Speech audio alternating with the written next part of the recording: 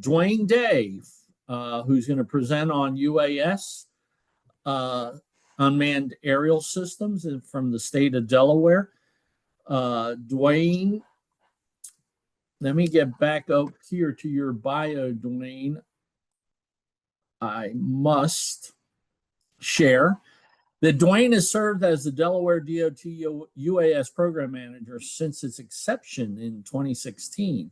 He represents the state in all matters concerning Homeland Security and emergency management with other state and federal agencies as well. He also serves as on the management team that oversees Delaware DOT's Traffic Management Center.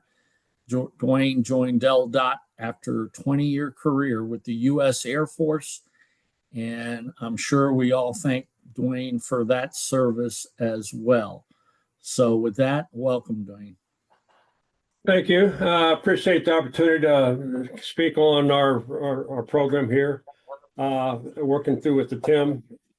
What we did here, when we first started looking at this, we were intrigued by other states across the nation using drones during fatal accidents, where a typical fatal accident in our state, like most states, has a closure of about 4 hours. But utilizing a drone, they were reducing that closure time to about 75% to about an hour, hour and a half. So that is why we jumped into this, and we wanted to implement drones into our state police crash reconstruction units. Next. So basically, when we first started out, this was kind of went on this, but we initially formed a committee with not only members from DelDOT, but we looked at our state police and we looked at our local law enforcement, primarily the city of Dover. Because up to this point, we were, as DelDOT, were flying most of their fatal accidents and capturing the images for them. So we wanted to help them progress into institutionalizing drones into their programs. Next. So what we did, unfortunately, let me back up. Unfortunately, the local law enforcement agencies dropped out. They were having some funding issues even before we even got even start as far as purchasing drones for the future. So we started out with 13 DSP troopers. They studied and they received their FAA 107 license. And then they came to DelDOT, and we have a pretty robust program. So we trained them, those state troopers, just like we train our DelDOT employees. Opened up some training records, created one for each of the troopers. Then we trained them on 12 different maneuvers. And as typically as we do our own people, we gave them a check ride at the end, signing them off. Basically everything that we do to support our folks, we did for the state police. Next.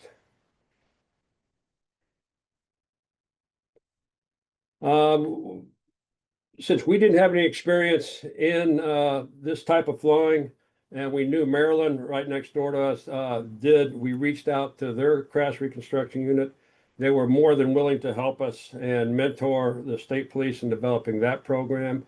So we relied heavily on them initially to give us the information, bring us up to speed on how we should approach this. We couldn't thank them enough. We had virtual calls through Teams. They actually drove over a couple of them and went to a couple of the troops and sat down and gave them hands-on training, showed them how to fly.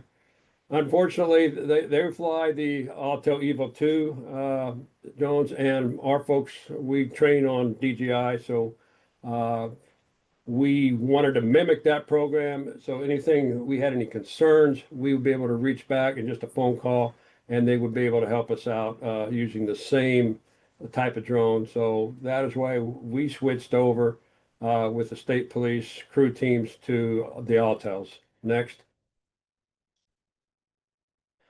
Drone procurement was one of the issues, and that's why, like I said, the locals had to drop out. But we did get, were able to have the DSP purchase 6 drones using their sleeve funds that law enforcement seized law enforcement asset funds, which they were able to do. Unfortunately, that equated to just one drone for each two crew troopers. So we really knew that to be successful, we needed to have a drone in each one of the crew members because we didn't know when they were going to be called out, and they don't travel in pairs. So we basically need to find another way to purchase 6 more. So as DelDOT, we thought this program was very valuable. Obviously, getting the road cleared, secondary accidents, our folks out on the roads, getting them off the roads along with the troopers was very important. So we were able to purchase the other 6 drones, so that each of their crew members does have and carries their own drone. Next.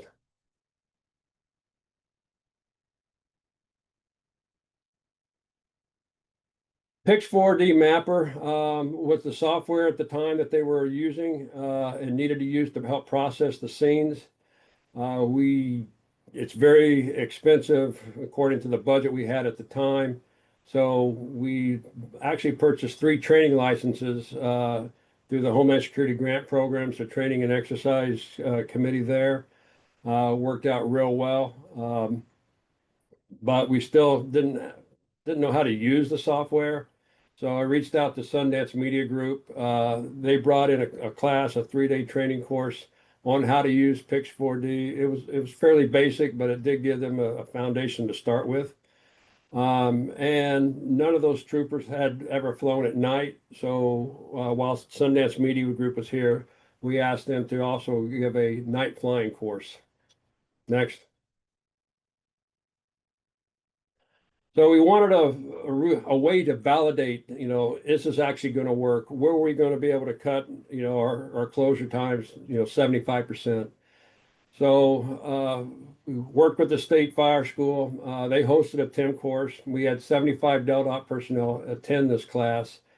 After the first 4 hours in the morning, after lunch, we had a mock scenario set up where the students can actually come out, touch, feel, see how a scene should be set up. But for our purposes, we were going to validate the crew teams and how they responded. So 2 teams were called out, and one was going to be flying a drone, and one was going to do the typical Faro system. And basically, when they showed up, they didn't know what was going on. I mean, they knew they were going to do an exercise. They didn't know or hadn't had a chance to see the scene. And they actually did very well. The scene was processed in about an hour and a half while the Faro was still going on. So it did validate what we were trying to do, and that it was going to work. And we appreciate Maryland State Police coming over to be the evaluators of that as subject matter experts. Next. And that's kind of the Reader's Digest version of how we institutionalize drones in Delaware State Police.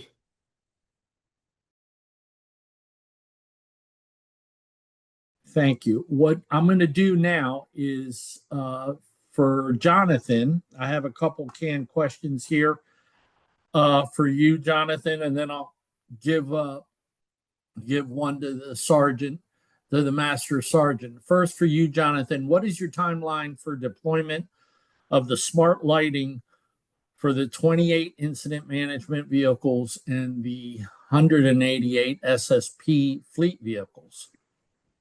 Well, currently we're working on just trying to get the first part of this going as far as the build side.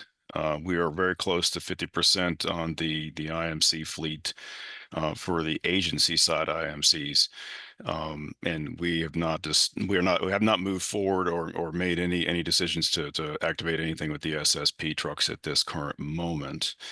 And I just want to put it out there that the VDOT and the TIM contractors, they lack the codified responder designation when it comes to sovereign immunities, and it cannot legally be delegated or assigned. So basically they well, it's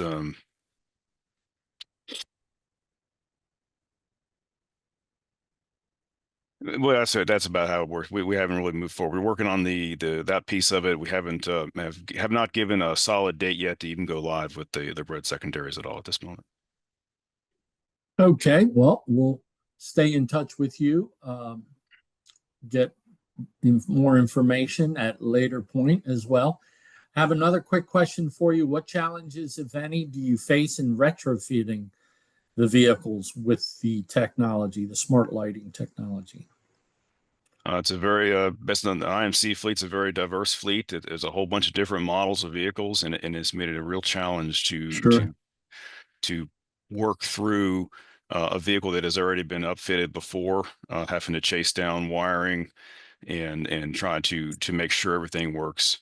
And it's a lot easier to start out with a clean, brand new vehicle with nothing in it that's just completely upfitted from start to finish. So Yeah, that's been one of the biggest challenges. yes, sir. Thank you. And it makes perfect sense. Question for you, Thomas.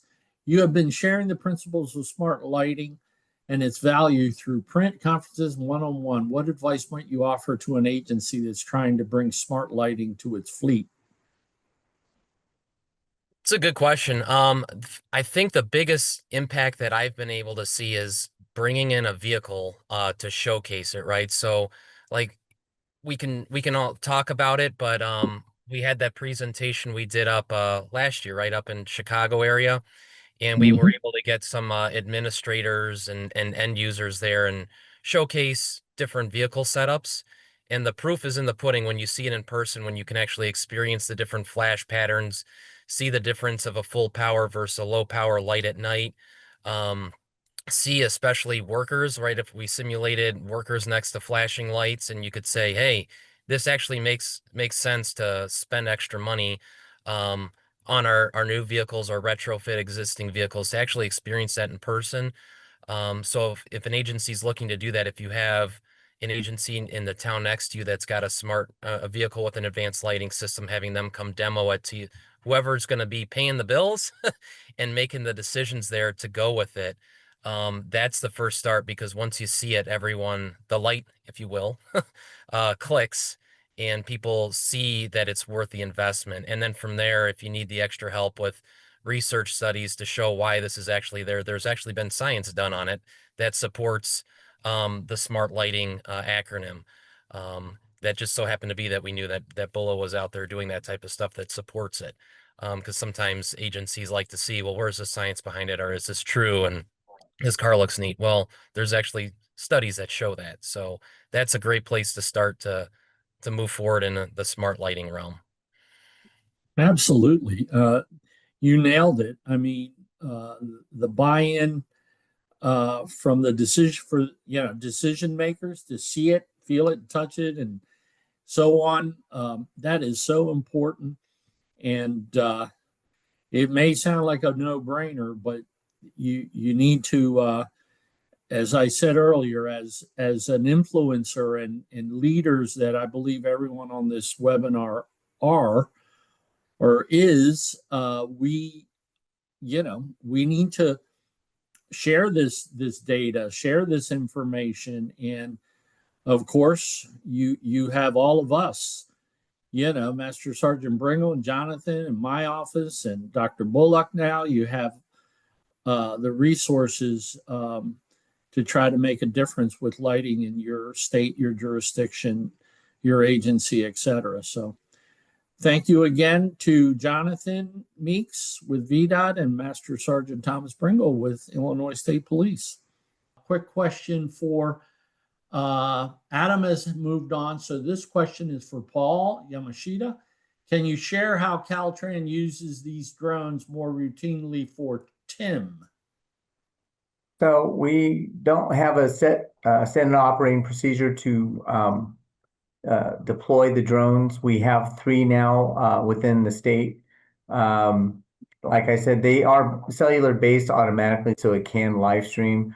But we had a number of lithium ion fires that we were told that this would have been very helpful because in the areas that the fires were at, we do not have any kind of CCTV camera or communication.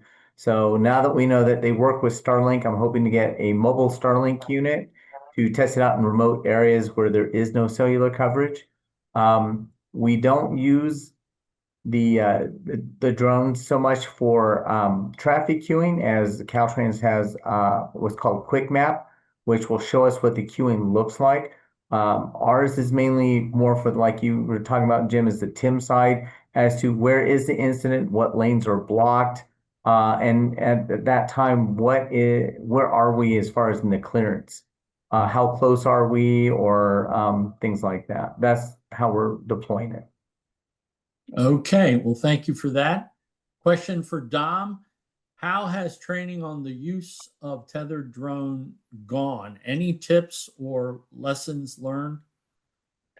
Yeah, the biggest tip is stay away from those Part 107, 108 certifications. If you don't want to, redirect your folks from learning, both their skill set in the Safety Service Patrol as well as trying to maintain their certification. That's why we went with the tethered drone, and that's why we used aviation to really help us out with regard to crafting what those need to be. So once we wrote those checklists down and how to operate it, it became very easy to operate that photokite. The Mavic became very problematic and people couldn't figure it out. They couldn't figure out how to share. We were trying to use Teams to use it. So that one kind of sat in the closet, not knowing anything, but the photokite is what really shined, is because it required very little training. It was, you press your button, it goes up in the air, you connect with the iPad, and then you're flying and you're good to go. And they can walk away and work on the incident. So with regard to training, when you're not doing the Part 107 or Part 108 certifications, stick with what's easy. That's why the tethered system worked for us, specifically the fully integrated photokite system. Yes, sir. Well, thank you for sharing that. And last question, back to Dwayne real quick. Dwayne, what is the sentiment from state police? Actually, they like it. At first it was like, they could take it or leave it. But just in the past week, I've talked to a couple of the crew guys and their program manager. They are pleased. They are cutting their time out on the road significantly. I don't have the data that supports that, as far as, it's probably going to take at least probably another year. But talking to the crew members, it is successful and they're happy to use it. Yes, sir.